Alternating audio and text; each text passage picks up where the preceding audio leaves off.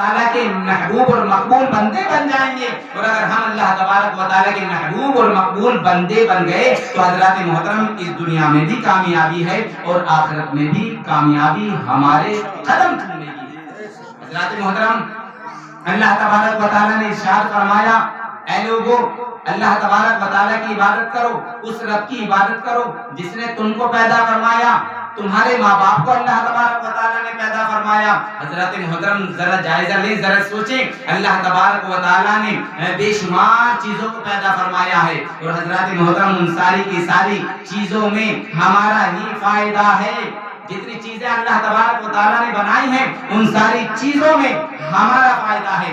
اللہ تبارک و تعالیٰ نے ہوا کو بنایا ہے ہمارے فائدے کے لیے. اللہ تبارک و تعالیٰ نے مٹی کو بنایا ہے ہمارے فائدے کے لیے. اللہ تبارک و تعالیٰ نے آگ کو بنایا ہے ہمارے فائدے کے لیے. اللہ تبارک و تعالیٰ کے بے شمار احسانات ہیں. حضرات محترم ذرا سوچیں کہ اگر آپ کو اللہ تبارک و تعالیٰ مفقود کر دے, آپ کو اللہ تبارک و تعالیٰ ختم کر دے تو جاڑے کے موسم میں ٹھنڈے پانی سے وضو بنانا پڑے گا, بہت مشکل نہانا پڑے گا, بہت مشکل پڑ جائے گی. ہاں سب صحیح کہہ رہے ہیں. تو حضرات محترم آگ, پانی, مٹی, ہوا, ان کو بولتے ہیں عناصر اربع. آگ زندگی میں بہت اہم رول ہے اس کا, پانی بہت اہم رول ہے اس کا زندگی میں, مٹی بہت اہم رول ہے, مٹی اگر نہ ہوئی تو کہاں کھڑے ہوگے.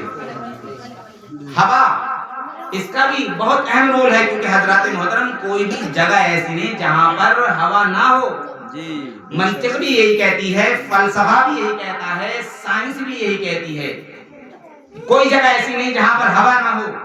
اور ہوا نہیں تو پھر آدمی نہیں. ان کو بولتے ہیں عناصر اربع. اس کے علاوہ اللہ تبارک و تعالیٰ نے بے شمار چیزوں کو پیدا فرمایا ہے. اللہ تبارک و تعالیٰ نے آسمان کو بنایا ہمارے فائدے کے لیے. اللہ تبارک و تعالیٰ نے چاند کو پیدا فرمایا ہمارے فائدے کے لیے. اللہ تبارک و تعالیٰ نے سورج کو پیدا فرمایا ہمارے فائدے کے لیے. تو حضرات محترم ان ساری کی ساری چیزوں میں ہمارا فائدہ ہے, سبحان اللہ سبحان اللہ. ان کا فائدہ نہیں ہے. کیونکہ حضرات محترم اگر ہم نہ ہوں نہ تو آپ پہ کوئی اثر پڑتا ہے, نہ پانی پہ کوئی اثر پڑتا ہے, نہ مٹی پہ کوئی اثر پڑتا ہے, نہ ہوا پہ اثر پڑتا ہے, نہ چاند پر اثر پڑتا ہے, نہ سورج پر اثر پڑتا ہے, نہ تاروں پر اثر پڑتا ہے, نہ آسمان پر اثر پڑتا ہے, نہ پیڑ پودوں پر اثر پڑتا ہے, نہ خشک و تر پر اثر پڑتا ہے, نہ بحر و بر پر اثر پڑتا ہے.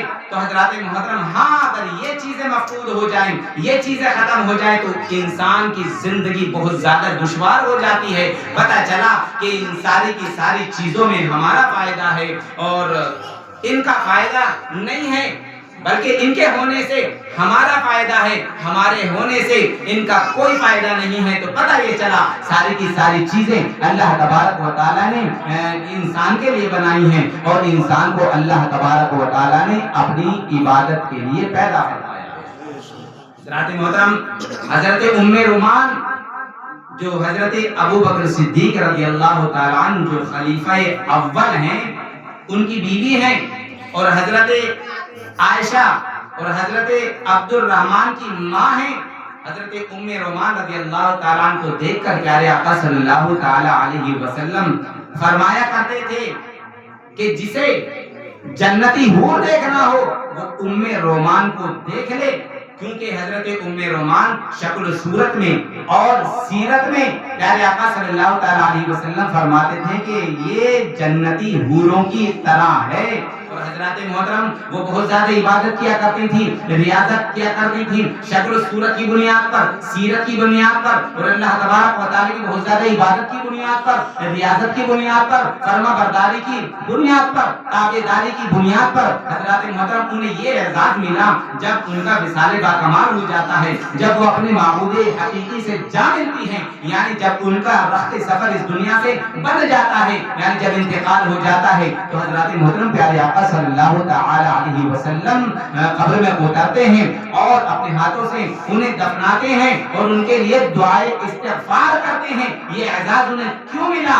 عبادت کی بنیاد پر, ریاضت کی بنیاد پر, کیونکہ وہ بہت زیادہ اللہ تبارک و تعالیٰ کی عبادت کیا کرتی تھی, ریاضت کیا کرتی تھی. اس لیے یا ایھا الناس اعبدوا ربکم الذی خلقکم، اے لوگو عبادت کرو اس رب کی جس نے تمہیں پیدا فرمایا، اور اے عورتوں تم عبادت کرو اس رب کی جس نے تم کو پیدا فرمایا۔